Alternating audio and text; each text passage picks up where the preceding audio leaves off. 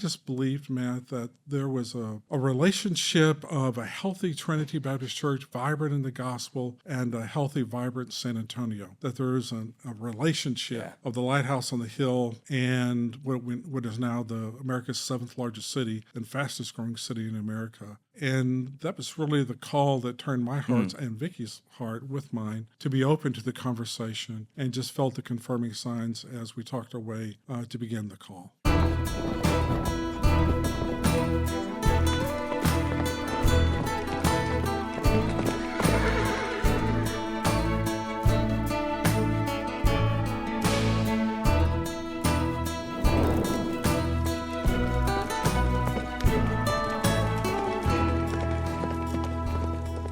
Thank you for joining us again as Trinity Baptist Church celebrates our 75th anniversary this summer for our series where we're looking at high holy moments in the history of Trinity Baptist Church. Who are some of the people? What are some of the experiences, the ministries that have really been key to Trinity's history that show how God has moved in and through and around Trinity over these 75 years? Today, I am thrilled to be joined by my friend and predecessor, Dr. Les Hollon. Les, thanks for joining us today. Matt, thanks for letting me be able to fireside chat with you and talk about what's one of our favorite topics, and that's how God's at work in the life of Trinity. Well, you need no introduction to those on that are listening and watching today, but for those that may be new or for those that watch this in the future, tell us some of how you came to be pastor at Trinity Baptist Church. Well, I grew up in Bernie, which is a hill country town just north of here, and Trinity influenced me in learning how to put the arms of Christ around a city. And later, when I would hear words like urban missiology and anthropology, I realized that's exactly what Trinity had been doing from the 1949 through the 2000s. Yeah. So I was living in Louisville, Kentucky at St. Matthew's Baptist Church and having a grand adventure there. And the search team reached out in August of 2008 and said, "Hey, can we talk?" So we began a conversation that then moved through several levels of discernment. And then I came in January of 2009, where I preached in view of a call, and began on February the 16th, 2009 as senior pastor. 2009. For Baptist churches, that was a fairly rapid call process then. It was. Yeah. As you recall in the story, it had been 3 years since they've had a senior pastor. To get to that point, yeah. So the 2 years, there were 2 years where the church was doing its internal look. And who are we and what do we want for our future? And then 1 year just focused on a senior pastor look. So when the time came for us to have our conversation, they had really done their work well of what they had prayerfully prioritized as a new senior pastor. And I just believed, Matt, that there was a relationship of a healthy Trinity Baptist Church, vibrant in the gospel, and a healthy, vibrant San Antonio. That there is a relationship of the lighthouse on the hill and what is now America's 7th largest city and fastest growing city in America. And that was really the call that turned my heart and Vicky's heart with mine to be open to the conversation, and just felt the confirming signs as we talked our way to begin the call. Yeah, that's wonderful. I don't know if you remember this. Being you probably do. In June, after you came, June or July, my church, I was pastoring in Marble Falls, was on a mission trip down in Eagle Pass, and the youth group and our church happened to be staying in the same facility, and you came in looking for them, and that was the first time we met. And at that point, I was just beginning, and you were pastoring of Trinity Baptist Church, Dr. Les Hollon. Ever since then, you remembered my name and remembered who I was, and we'd see each other, and that always meant a lot. But as I interviewed, thought of that and have come here, thought of that story many times, but that was special. Matt, I do remember it. It was during the day, and both of our teams were working side by side with each other. And I'm struck by your spirit, the vibrancy of your call, and you were living life in Marble Falls, living life in Marble Falls, and letting the ripple effect go out from there. And if that's where you were going to invest the rest of your life, then Marble Falls was the place to be. and but I saw a giftedness stirring inside you. It's fun to see those relationships come back around, and how there's no wasted relationship in the kingdom of God, and it's interesting to see those develop over time.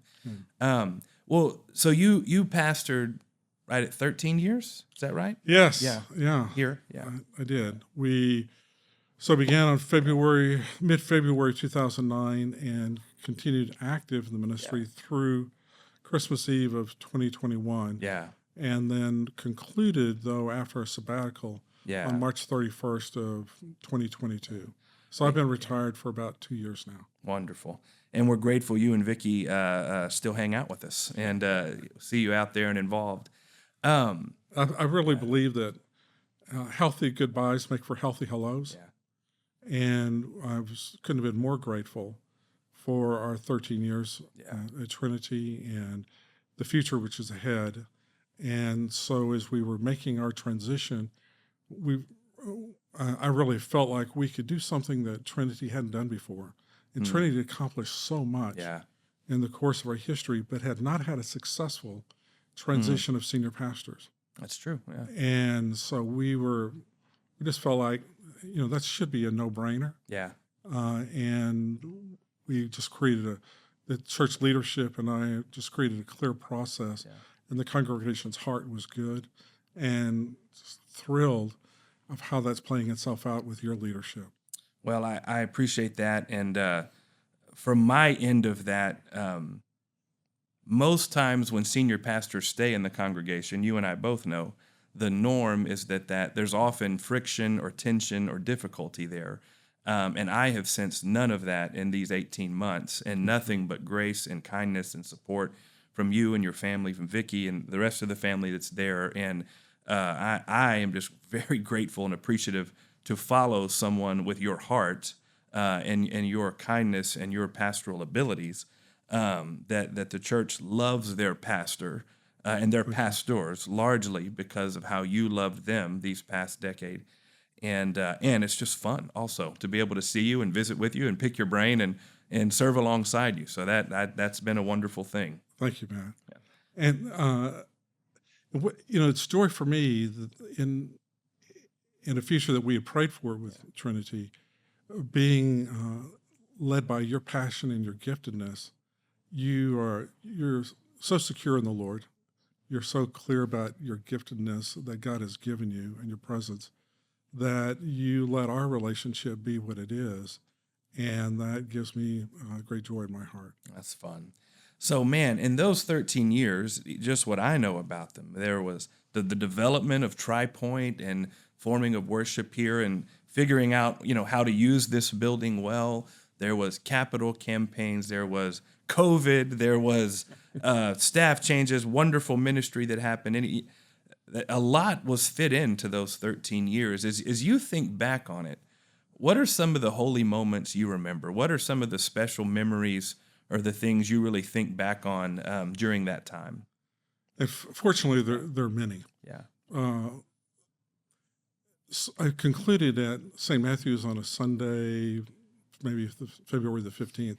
Got up at 5 a.m. the next morning and drove to get across the Red River to be in Texas and to arrive in San Antonio in time for the deacons meeting on that Tuesday. And it was a wonderful way to begin, just walking straight from my car into the deacons' community. The next day, very next day, Wednesday morning, I was here at the Tri-Point campus and having given the dedication prayer for the remodeling phase of the greater YMCA. That really kind of set a tone of we're ready for the future. Let's get after it. Let's do this thing. The pastor search team was really transparent with as much as they knew of who Trinity was and what the needs were. And so I wasn't walking into surprises. But they also said, no vacations for the first year. We want you to be here every Sunday and during the weekdays for this first year because we're ready for this new beginning. So during the course of that time, the launching of the ministry at Tri-Point which we called a Center for Life. Okay. So if you enter the welcoming center section at Tri Point, you'll see a dedication plaque. John 10:10, I've come to give you life and life more abundant. That's a Center for Life. And we had a deacons meeting here in June of 2009. The building wasn't yet finished, but we just wanted to start creating memories here in the location. And Trinity that summer was celebrating the 60th anniversary of Trinity. So that's part of what we stepped into. Then through that flow of 2009, 2010, it was just kind of letting the pieces come together that were ready to naturally fall into place, and to begin to identify what's not going to naturally fall into place and what we need to begin to do. And then, Matt, I went through a 3-year period from 2011 to 2014 where I basically didn't sleep at night. I knew that I was going to, who Trinity was needing and what the nature of Christianity in America and life in San Antonio was going to require significant change. And so I was feeling that internal change that created the sleepless nights for basically 3 years. And then we just continued to work with that development pieces. Friends, thank you for joining this conversation. Please like and subscribe below so you can follow future conversations as we talk about high holy moments in the life of Trinity Baptist Church as we celebrate our 75th anniversary. Have a great day.